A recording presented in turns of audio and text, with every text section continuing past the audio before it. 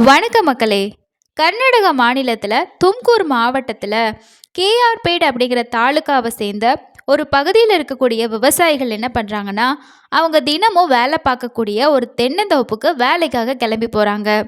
சரியாக சொல்லணுன்னா அது ஏப்ரல் 27 அன்னைக்கும் எப்பவும் போல் வேலைக்கு கிளம்பி போனவங்க அந்த தென்னந்தோப்புக்கு நடுவில் நடந்து போயிட்டுருக்கப்போ ஒரு விஷயத்தை கவனிக்கிறாங்க.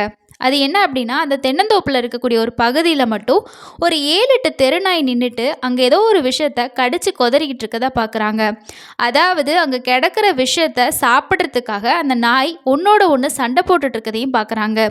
அப்படி என்ன அங்கே கிடக்குது, எதனால் இந்த நாய் இப்படி சண்டை போட்டுக்குது அப்படின்னு சொல்லிட்டு அவங்க ரொம்ப யோசிக்க ஆரம்பிக்கிறாங்க.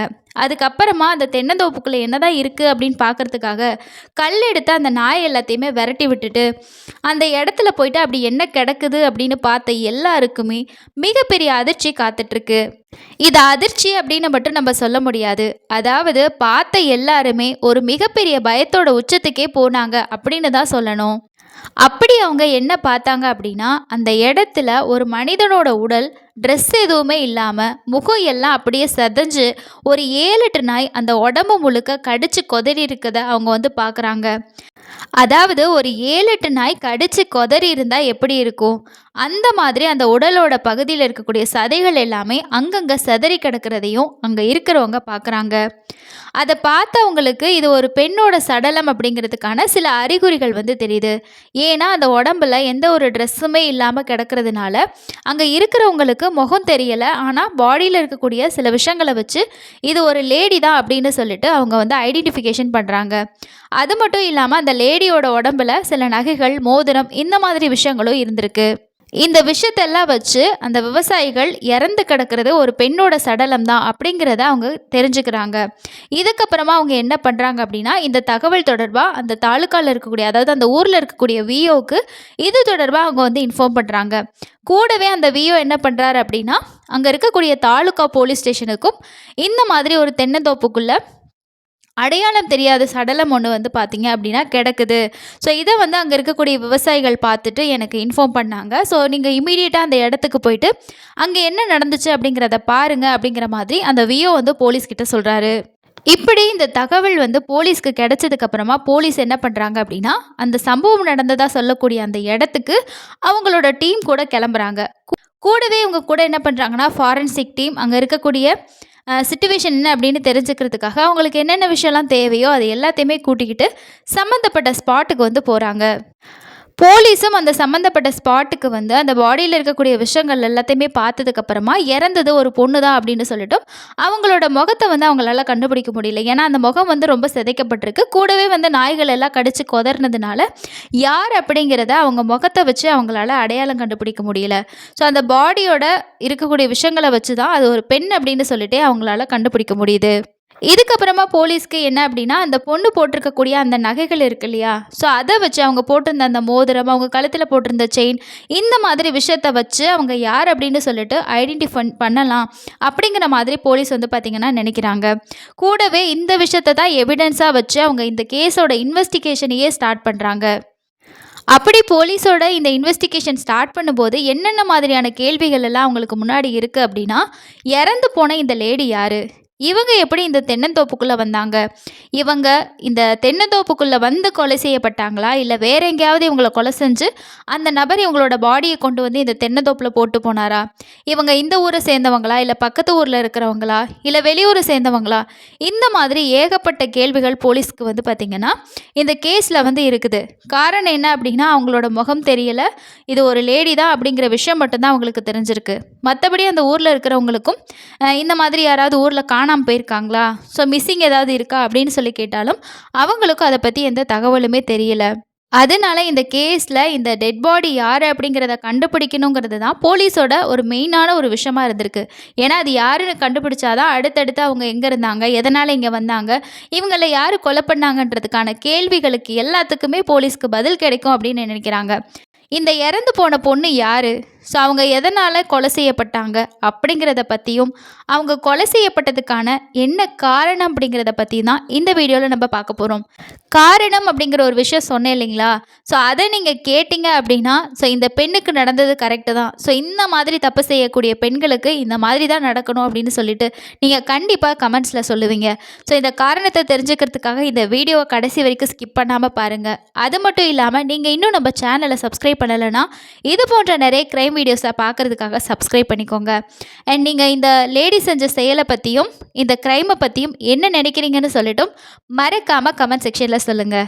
ஸோ வாங்க இன்றைக்கான க்ரைமை நம்ம டீட்டெயிலாக பார்க்கலாம். ஃபஸ்ட்டு போலீஸ் அந்த ஸ்பாட்டில் கிடைக்கக்கூடிய தடயங்கள் இந்த எல்லா விஷயங்களையுமே கலெக்ட் பண்ணதுக்கு அப்புறமா இந்த பாடியை அட்டாப்சி பண்ணுறதுக்காக பக்கத்தில் இருக்கக்கூடிய கவர்மெண்ட் ஹாஸ்பிட்டலுக்கு அனுப்பி வைக்கிறாங்க. கூடவே இவங்களோட அட்டாப்சி ரிப்போர்ட் வந்தால் தான் இவங்க என்ன மாதிரி கொலை செய்யப்பட்டாங்க, எப்போ இறந்து போனாங்க, இந்த மாதிரி விஷயங்கள் எல்லாமே போலீஸ்க்கு தெரிய வரும் அப்படின்னு சொல்லிட்டு நினைக்கிறாங்க. அப்படி போலீஸ் வெயிட் பண்ணிக்கிட்டு இருந்த மாதிரியே இந்த பொண்ணோட இந்த அட்டாப்சி ரிப்போர்ட்டு வருது. அதில் என்ன விஷயங்கள் சொல்லியிருக்கு அப்படின்னா, இந்த பெண் இறக்கிறதுக்கு சில மணி நேரங்களுக்கு முன்னாடி யார் கூடயோ தனிமையில் இருந்திருக்காங்க அப்படின்னு சொல்லிட்டு இந்த போஸ்ட்மார்ட்டம் ரிப்போர்ட்டில் வந்திருக்கு. அது மட்டும் இல்லாமல் இந்த பெண்ணை ரொம்ப மூர்க்கத்தனமாக யாரோ தாக்கி தான் கொலை செஞ்சுருக்காங்க, அதாவது ரொம்ப கொடூரமாக கொலை செஞ்சுருக்காங்க அப்படிங்கிற விஷயமும் வந்து தெரிஞ்சிருக்கு. கூடவே அவங்க வந்து ஒரு 7-8 நாய் கடிச்சதுக்கான தடயங்கள் இந்த மாதிரி விஷயங்களுமே அந்த அட்டாப்சி ரிப்போர்ட்டில் சொல்லியிருக்கு. ஆனால் இந்த அட்டாப்சி ரிப்போர்ட்டில் இருக்கக்கூடிய போலீஸ்க்கு முக்கியமான க்ளூ என்ன அப்படின்னா, இந்த லேடி இறக்கிறதுக்கு முன்னாடி ஒருத்தங்க கூட தனிமையில் இருந்திருக்காங்க அப்படின்னா கண்டிப்பாக அந்த நபர் தான் இவங்களை கொலை செஞ்சுருக்கிறதுக்கு வாய்ப்பு இருக்குது அப்படின்னு சொல்லிட்டு போலீஸ் நினைக்கிறாங்க. கூடவே அடுத்து என்ன பண்ணுறாங்க அப்படின்னா, இந்த லேடி யாருன்னு சொல்லிட்டு கண்டுபிடிச்சாதான் யார் இவங்களை கொலை பண்ணாங்க அப்படிங்கிறதுக்கான இன்வெஸ்டிகேஷனை நம்ம வந்து பண்ண முடியும்னு சொல்லிட்டு எந்தெந்த போலீஸ் ஸ்டேஷன்லாம் இப்படி மிஸ்ஸிங் கம்ப்ளைண்ட்னு சொல்லிட்டு யாராவது கொடுத்துருக்காங்களா அப்படின்னு சொல்லிட்டு அந்த தாலுக்காவில் ஆகட்டும் அந்த டிஸ்ட்ரிக்ட் ஃபுல்லாகவே வந்து இந்த மாதிரி மிஸ்ஸிங் கம்ப்ளைண்ட் வந்திருக்கான்னு சொல்லிட்டும் போலீஸ் எல்லா ஸ்டேஷனுக்கிட்டேயுமே கேட்குறாங்க. இப்படி எல்லா ஸ்டேஷன்லேயுமே போலீஸ் வந்து இன்கொயரி பண்ணுறப்ப தான் ஒரு ஸ்டேஷனில் ஒரு நபர் வந்து தன்னோட ஒய்ஃபை காணும் அப்படின்னு சொல்லிட்டு கம்ப்ளைண்ட் கொடுத்த விஷயம் தெரிய வருது. அந்த நபரோட பேர் வந்து ரமேஷ். அவருக்கு 43 வயசாகுது அப்படிங்கிறதும் இவர் என்ன பண்ணியிருக்காரு அப்படின்னா போலீஸ் ஸ்டேஷனுக்கு போயிட்டு ஒரு கம்ப்ளைண்ட் கொடுத்துருக்காரு. அந்த கம்ப்ளைண்ட்டில் என்னோட மனைவியோட பேர் பிரீத்தி அப்படின்னு சொல்லிட்டும் அவங்கள நேற்றுலேருந்து காணும் அப்படின்னும் அவர் கம்ப்ளைண்ட் கொடுத்துருக்காரு. இப்படி அந்த நபர் போலீஸ் ஸ்டேஷனில் கம்ப்ளைண்ட் கொடுக்கும்போது போலீஸ் என்ன விஷயங்கள் கேட்குறாங்கன்னா, அப்படி அவங்க காணாமல் போயிட்டாங்க அப்படின்னா உங்கள் 2 பேருக்கு இடையில் ஏதாவது பிரச்சனை இருந்ததா, ஸோ அவங்க என்ன பண்ணிகிட்டு இருந்தாங்க, நீங்கள் என்ன வேலை பார்க்குறீங்க, கடந்த சில நாட்களாக ஏதாவது சண்டையாக இருந்துச்சா, அதனால ஏதோ அவங்க கோச்சிட்டு போயிட்டாங்களா, இந்த மாதிரி போலீஸ் வந்து இந்த ரமேஷ் கிட்ட இன்கொயரி பண்ணுறாங்க. அப்போ இந்த ரமேஷ் என்ன சொல்கிறாரு அப்படின்னா, சார் நான் வந்து ஒரு ஆட்டோ டிரைவராக இருக்கேன், ஸோ என்னோடய ஒய்ஃபும் வந்து ஒரு கார்மெண்ட்ஸில் வந்து வேலை செய்கிறாங்க, எங்களுக்கு இடையில் இந்த மாதிரி சண்டை எதுவுமே இல்லை, நார்மலாக தான் இருந்துச்சு, ஆனால் வந்து திடீர்னு பார்த்தா என்னோடய ஒய்ஃப் வந்து காணும் அப்படிங்கிற மாதிரி சொல்கிறாரு. அது மட்டும் இல்லாமல் எங்களுக்கு கல்யாணம் வந்து ஒரு 7 வருஷத்துக்கு முன்னாடி ஆச்சு. இது வரைக்கும் நாங்கள் 2 பேரும் சந்தோஷமாக தான் இருக்கோம். என்னோடய ஒய்ஃபோட பேர் பிரீத்தி. அவளுக்கு இப்போது 37 வயசாகுது சார். எங்களுக்கு 2 குழந்தைங்களும் இருக்குது. ஸோ அவங்க வந்து கார்மெண்ட்ஸில் வேலை செய்கிறாங்க, நான் வந்து ஆட்டோ ஓட்டுறேன். எங்கள் 2 பேருக்கு இடையில் பெருசாக எந்த பிரச்சனையும் இல்லை. குழந்தைங்க நாங்கன்னு சொல்லிட்டு நாங்கள் சந்தோஷமாக தான் வாழ்ந்துட்டு இருந்தோம் அப்படின்னு சொல்லிட்டு சொல்கிறாரு. கூடவே என்னோடய ஒய்ஃபை நான் எதுவுமே சொல்கிறதில்ல சார். அவளை நான் நல்லபடியாக தான் பார்த்துக்கிட்டேன். ஸோ திடீர்னு வீட்டில் இருந்தால் அப்புறம் காணும். ஸோ எங்கே போனான்னு சொல்லிட்டு நானும் நிறைய இடத்துல தேடி பார்த்தேன். என்னால் கண்டுபிடிக்கவே முடியல. ஸோ அதனால தான் நான் போலீஸ் ஸ்டேஷனுக்கு வந்து கம்ப்ளைண்ட் கொடுக்கறதுக்காக வந்திருக்கேன் அப்படின்ற மாதிரியும் இந்த ரமேஷ் வந்து போலீஸ்கிட்ட சொல்லியிருக்காரு. அதுவுமே இல்லாமல் என்னோட மனைவியும் வேலைக்கு போகிறாங்க தான் சார். எங்கள் ஃபேமிலியில் வந்து ஃபினான்ஷியல் ரீதியாக கஷ்டம்னு சொல்கிறதுக்கு இல்லை. ஸோ மிடில் கிளாஸாக இருந்தாலும் எங்களோட தேவைகளை நாங்கள் ஃபுல்ஃபில் பண்ணுற அளவுக்கு தான் எங்களோட இன்கமும் இருக்குது. அதை வச்சு தான் நாங்கள் சந்தோஷமாக வாழ்ந்துட்டு இருந்தோம். அது மட்டும் இல்லாமல் எங்கள் ஒய்ஃபும் வேலைக்கு போகிறனால நானும் ஓரளவுக்கு நல்லா தான் சார் சம்பாதிக்கிறேன். ஸோ எங்கள் 2 பேருக்கு இடையில் இந்த காசு அப்படிங்கிற விஷயத்துலையும் பிரச்சனை கிடையாது. அது மட்டும் இல்லாமல் என்னோடய ஒய்ஃபு என் கூட சண்டை போட்டுட்டு அவங்க அம்மா வீட்டுக்கு கூட இது வரைக்கும் போனது கிடையாது. அந்தளவுக்கு தான் நான் என்னோடய ஒய்ஃபை பார்த்துட்டு இருந்தேன். ஸோ திடீர்னு அவள் வீட்டிலேருந்து காணும் அப்படின்னு சொல்லி நினைக்கவும் நான் அவங்க அம்மா அப்பா வீட்டுக்கெல்லாம் போயிட்டு விசாரித்தேன் சார். என்னோடய ஒய்ஃபை காணும் அப்படின்னதுக்கப்புறமா ஒருவேளை அவள் அவங்க அம்மா வீட்டுக்கு போயிருப்பாளோ அப்படின்னு சொல்லிட்டு நான் அங்கேயும் போயிட்டு கேட்டேன் சார். ஆனால் அங்கே வரல வரலன்னு சொல்லிட்டு தான் சொன்னாங்க. ஸோ என்னோடய ஒய்ஃபு காணாமல் போன அன்னைக்கு மத்தியானம் கூட நான் அவகிட்ட பேசினேன் சார். நான் ஃபோன் பண்ணி பேசினப்போ நான் சாப்பிட்டேன், நீங்கள் சாப்பிட்டீங்களா, இந்த மாதிரி தான் கேட்டா சார். எங்கள் 2 பேருக்கு இடையில எந்த பிரச்சனையுமே இல்லை. திடீர்னு நான் சாயந்தரம் வீட்டுக்கு வந்து பார்க்குறப்போ என்னோடய ஒய்ஃப் இல்லை. அதுக்கப்புறம் அவள் வேலை செய்கிற இடத்துல லேட் ஆயிடுச்சா அப்படின்னு சொல்லிட்டு விசாரிக்கிறப்போ அன்றைக்கி வேலைக்கு வரலன்னு சொன்னாங்க. ஸோ அவளோட ஃப்ரெண்ட்ஸு, அவங்க அம்மா வீடு, இந்த மாதிரி எங்கள் ரிலேட்டிவ்ஸ் வீடுன்னு சொல்லிட்டு ரெகுலராக போகக்கூடிய எல்லா இடத்துலையுமே நான் போய் விசாரித்து பார்த்தேன். ஆனால் அவங்க யாருக்குமே என் ஒய்ஃப் எங்கே போனா அப்படின்னு சொல்லிட்டு தெரியல சார். ஸோ கடைசியாக தான் நான் இங்கே வந்தேன் அப்படின்ற மாதிரியும் அவர் சொல்லியிருக்காரு. ஸோ இதெல்லாம் கேட்ட போலீஸ் வந்து ஒரு மிஸ்ஸிங் கம்ப்ளைண்ட்டை ரெஜிஸ்ட்ரேஷன் பண்ணிவிட்டு, நாங்கள் உங்கள் ஒய்ஃப் பற்றி ஏதாவது எங்களுக்கு தகவல் கிடைச்சா உங்களுக்கு சொல்கிறோன்னு சொல்லிட்டு அந்த நபரை அனுப்பி வச்சுருக்காங்க. இந்த சமயத்தில் தான் இங்கே போலீஸ் ஸ்டேஷனில் வந்து இந்த மாதிரி மிஸ்ஸிங் கம்ப்ளைண்ட் ஏதாவது வந்திருக்கான்னு சொல்லிட்டு விசாரிக்கும் போது இந்த மிஸ்ஸிங் கம்ப்ளைண்ட் பற்றி இந்த பாடி கிடச்சி விசாரிக்கக்கூடிய போலீஸ்க்கு வந்து பார்த்திங்கன்னா இன்ஃபார்ம் பண்ணுறாங்க. இந்த மிஸ்ஸிங் கம்ப்ளைண்ட்டையும் அதே மாதிரி அந்த அடையாளம் தெரியாத அந்த லேடியோட பாடியில் கிடச்ச விஷயங்களையும் மேட்ச் பண்ணி பார்க்குறாங்க. அப்படி மேட்ச் பண்ணி பார்க்கும்போது போலீஸ்க்கு வந்து மேபி இந்த லேடி தான் இப்போ சடலமாக கிடச்சிருப்பாங்களோ அப்படிங்கிற மாதிரி ஒரு டவுட்டில் இந்த ரமேஷ் அப்படிங்கிற நபரை வர வச்சு அந்த லேடியோட சடலம் இருக்கு இல்லையா, அந்த ஹாஸ்பிட்டலுக்கு கூட்டிகிட்டு போகிறாங்க. கூடவே வந்து அந்த லேடிக்கிட்ட இருந்த நகைகள், அவங்களோட ட்ரெஸ்ஸு, அதே மாதிரி கிடைச்ச சில விஷயங்களை வச்சு அவர்கிட்ட கேட்டு பார்க்குறாங்க. இதை பார்த்ததுமே அந்த நபர் அந்த இடத்துலையே வாங்கி விழுந்துறாரு. அவர் என்ன சொல்கிறார் அப்படின்னா, இது எல்லாமே என்னோடய ஒய்ஃபான பிரீத்தியோடது தான் சார். இந்த மோதிரம் நான் அவளுக்கு வாங்கி கொடுத்தது. இது அவளுக்கு கல்யாண டைமில் போட்ட செயின் சார். ஸோ இந்த ட்ரெஸ் எல்லாமே அவள் போட்டிருந்தது தான் சார் அப்படின்னு சொல்லிட்டு அவர் ரொம்பவே சொல்லி அழுகவும் ஆரம்பிச்சிருக்காரு.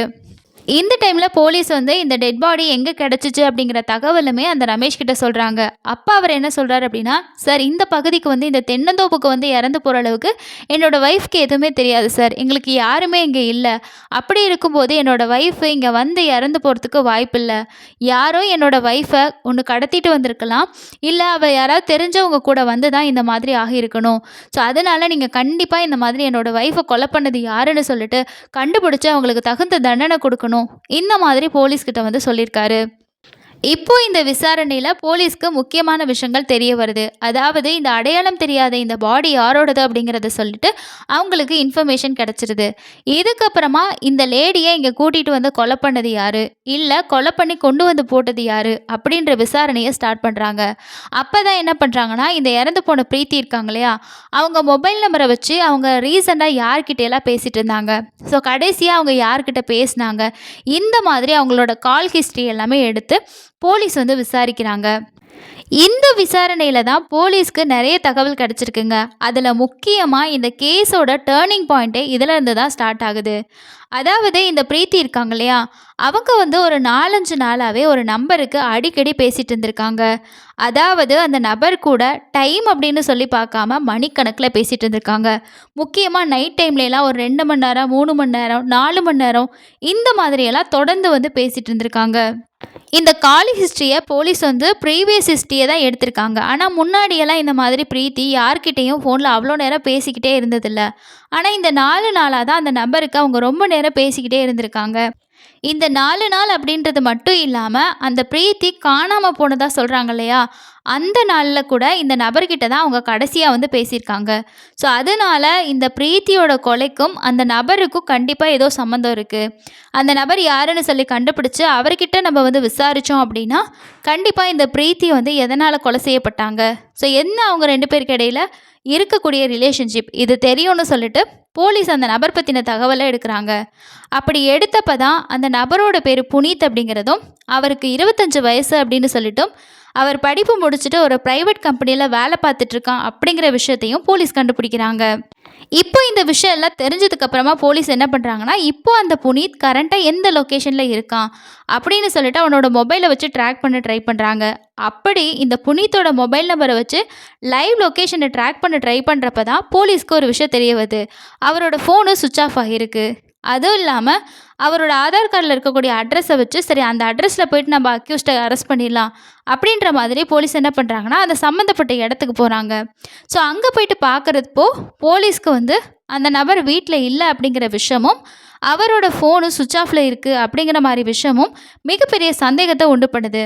ஏன்னா ஒரு கொலை பண்ணாங்க, இல்லை ஒரு தப்பு பண்ணிட்டாங்கன்னா குற்றவாளி என்ன பண்ணுவாங்க அப்படின்னா, நம்ம மாட்டிக்குவோமோ அப்படிங்கிற பதட்டத்தில் அவங்க யூஸ் பண்ண ஃபோன் நம்பர் ஆஃப் பண்ணுவாங்க, இல்லை எங்கேயாவது தலைமறைவாக இருப்பாங்க, இல்லை அவங்களோட தோற்றத்தை மாற்றிக்கிட்டு நம்ம எஸ்கேப் ஆகிடலாம் அப்படிங்கிற மாதிரி விஷயத்த எல்லாமே செய்வாங்க. ஸோ இதனால் இந்த சுவிட்ச் ஆஃப் இருக்கக்கூடிய விஷயமும் அவர் வீட்டில் இல்லாத விஷயமும் இந்த விஷயத்த செஞ்சது இவர் தான் அப்படிங்கிற சந்தேகம் போலீஸ்க்கு இன்னும் அதிகமாக்குது. ஆனால் எவ்வளோ பெரிய தப்பு செஞ்சவங்களா இருந்தாலும் கண்டிப்பாக போலீஸ் அவங்கள ஈஸியாக பிடிச்சிரும் அப்படிங்கிறது அவங்களுக்கு தெரியாது. இந்த மாதிரி தான் இந்த கேஸில் ஒரு ஸ்பெஷல் டீம் அமைச்ச போலீஸ் என்ன பண்ணுறாங்கன்னா, இந்த புனித்தை தேடுறதுக்கான வேலையை பார்க்குறாங்க. ஸோ அதே மாதிரி அவர் எங்கே கரண்ட்டாக இருக்காரு அப்படிங்கிறத கண்டுபிடிச்சதுக்கப்புறமா போலீஸ் அரெஸ்ட் பண்ணி ஸ்டேஷனுக்கு கூட்டிகிட்டு உனக்கும் இந்த பிரீத்திக்கும் என்ன சம்மந்தம்? ஸோ அவ கூட என்ன நீ கடைசி வரைக்கும் பேசிகிட்டு இருந்த? சம்பவம் நடந்த அன்றைக்கும் உங்ககிட்ட தான் கடைசியாக பேசியிருக்கா அப்படின்னா கண்டிப்பாக இந்த பிரீத்திக்கு நடந்த விஷயம் எல்லாமே உனக்கு தெரியும். ஸோ எல்லாத்தையுமே நீ சொல்லிட்ட அப்படின்னா உனக்கு நல்லது.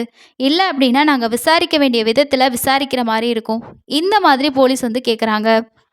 ஃபஸ்ட்டு கேட்குறப்போ எனக்கு எதுவுமே தெரியாது அப்படின்னு சொன்ன இந்த புனித் போக போக எல்லா உண்மையும் சொல்ல ஆரம்பிச்சிருக்காரு. ஏப்ரல் மாதம் 27 அன்னைக்கு தான் இந்த பிரீத்தி இறந்து போகிறாங்க. அவங்க இறந்து போகிறதுக்கு ஒரு 5 நாளைக்கு முன்னாடி என்ன ஆகுதுன்னா, தன்னோட கணவர் ஆட்டோ ஓட்டுறதுக்காக வீட்டிலேருந்து கிளம்பி போயிடுறாரு. 2 பிள்ளைகளும் ஸ்கூல் போயிடுறாங்க. ஸோ இந்த பிரீத்தி லீவில் வீட்டில் தான் இருந்திருக்காங்க.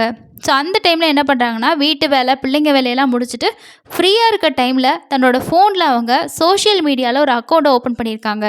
அதாவது ஃபேஸ்புக்கில் தனக்குன்னு சொல்லிட்டு ஒரு அக்கௌண்ட்டை ஓப்பன் பண்ணுறாங்க. ஏன்னா எவ்வளோ நேரம் தான் நம்ம ஃபோனை சும்மா பார்த்துட்ருக்கிறது, நமக்கு ஒரு அக்கௌண்ட் ஓப்பன் பண்ணி அதில் ஃப்ரெண்ட்ஸ் இருந்தாங்க அப்படின்னா அவங்க கூட நம்ம சேட் பண்ணலாம் அப்படின்னு சொல்லிட்டு இவங்க ஃபேஸ்புக்கு, இன்ஸ்டாகிராம் இந்த மாதிரி சோஷியல் மீடியாவில் ஒரு அக்கௌண்ட்டை க்ரியேட் பண்ணுறாங்க. அப்படி க்ரியேட் பண்ணதும் இவங்க தான் இந்த புனித் அப்படிங்கிற ஒரு பையனுக்கு அவனோட ப்ரொஃபைலை பார்த்துட்டு இவன் கூட பேசலாம் அப்படின்னு நினச்ச அவங்க அவனுக்கு ஃப்ரெண்ட் ரிக்வெஸ்ட்டும் கொடுக்குறாங்க. இந்த பிரீத்தி அப்படிங்கிறவங்க புனித்துக்கு ரிக்வெஸ்ட் கொடுத்ததுக்கப்புறமா அந்த புனித்தும் என்ன பண்ணுறான் அப்படின்னா இவங்களோட ப்ரொஃபைலை பார்த்துட்டு இவங்களோட ரிக்வெஸ்ட்டை அக்செப்ட் பண்ணுறான். ஜஸ்ட்டு ரிக்வெஸ்ட் கொடுத்த அன்னைக்கே அக்செப்ட் ஆகுது. இதுக்கப்புறமா இவங்க பேச ஆரம்பிக்கிறாங்க. இவங்க 2 பேருக்கு இடையில வயசு வித்தியாசம் அப்படிங்கிறது ஒரு 10 வயசுக்கு மேலே இருக்குது. அது மட்டும் இல்லாமல் அந்த நாள்லேயே இவங்க 2 பேரும் ஜஸ்ட்டு ஃபேஸ்புக்கில் ஃப்ரெண்ட்ஷிப் ஆனவங்க டே அண்ட் நைட்டுன்னு சொல்லிட்டு பேச ஆரம்பிச்சிருக்காங்க.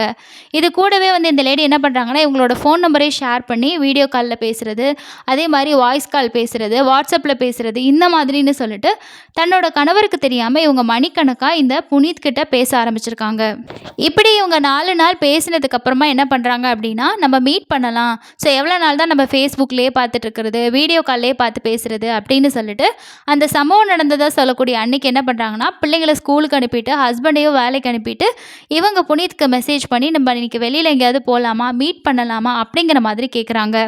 அப்படி கேட்டதுமே இந்த புனித் என்ன பண்ணுறான்னா ஓகேன்னு சொல்லிட்டு அவனோட ஃப்ரெண்ட் கிட்ட ஒரு காரை வாங்கிட்டு இந்த பிரீத்தியை அவன் பிக்கப் பண்ணிக்கிட்டு அவங்க 2 பேரும் ஒரு லாங் டிரைவ் போகலாம் அப்படின்னு சொல்லிட்டு கிளம்பி போயிருக்காங்க.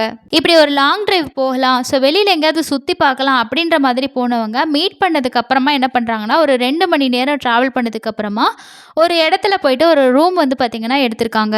ஸோ அங்கே 2 பேருமே முதல் முறையாக 2 பேரும் தனிமையில் இருக்க ஆரம்பிச்சிருக்காங்க. வெறும் ஒரு 4 நாளில், அதுவும் ஃபேஸ்புக்கில் ஒரு பழக்கமான ஒரு பையன் கூட ஒரு லாங் டிரைவ் போனதே பெரிய தப்பு. இதில் அவங்க பையன் கூட இவங்க தனிமையிலே இருந்திருக்காங்க. சுமார் ஒரு மணி நேரம் தான் அந்த லாட்ஜில் இருந்திருக்காங்க. அதுக்கப்புறமா இந்த புனித் என்ன சொல்கிறான் அப்படின்னா, நான் என் ஃப்ரெண்டுக்கிட்ட தான் கார் வாங்கிட்டு வந்திருக்கேன். ஸோ அதனால் நம்ம ரூமை வெக்கேட் பண்ணிவிட்டு வெளியில் போய் சாப்பிட்டுட்டு நான் உன்னை கூட்டிகிட்டு வந்த இடத்துலையே நான் கொண்டு போய் விடுறேன் அப்படிங்கிற மாதிரி சொல்கிறாரு.